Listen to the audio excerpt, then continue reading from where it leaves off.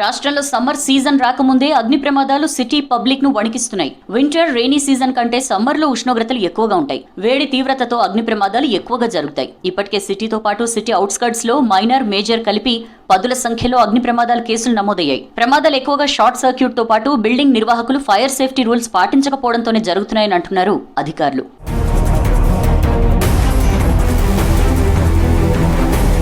Summer సీజన్లో ఏసీలు, ఫ్యాన్లు, ఇతర హీటెడ్ అప్లయన్సెస్ వరుసగా వాడడంతో కరెంటు లోడ్ ఎక్కువై కూడా షార్ట్ సర్క్యూట్ తో ప్రమాదాలు జరుగుతుంటాయి. అపార్ట్మెంట్, ఇతర రెసిడెన్షియల్ ఏరియాస్ లో నివసించేవారు ఫైర్ యాక్సిడెంట్స్ పట్ల వేసవిలో అలర్ట్ గా ఉండాలి. నిబంధనల ప్రకారం సెల్లార్లు, పార్కింగ్ కు మాత్రమే వినియోగించాలి.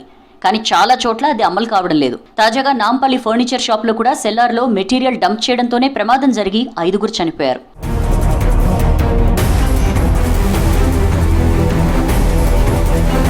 తెలంగాణ ఎఫ్ఎస్ఎల్లో కూడా భారీ ప్రమాదం జరిగింది. కీలకమైన ఫైల్స్ దగ్ధమయ్యాయని తెలుస్తోంది.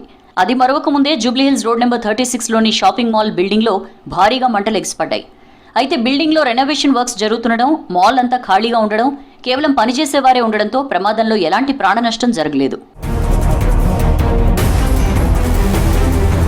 వేసవి కాలాన్ని దృష్టిలో పెట్టుకుని సిటీలోని బహుళ అంతస్తుల బిల్డింగ్లు రెగ్యులర్గా తనిఖీలు చేస్తున్నారు అధికారులు.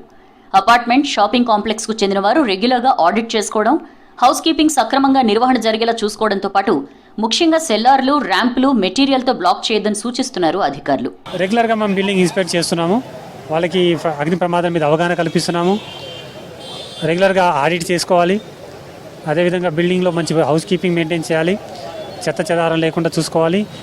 స్టాక్స్ కూడా నీట్గా పెట్టుకోవాలి. సెల్లార్, ర్యాంప్లో, సిట్ బ్యాగ్స్లో పెట్టుకోవద్దు. రెగ్యులర్గా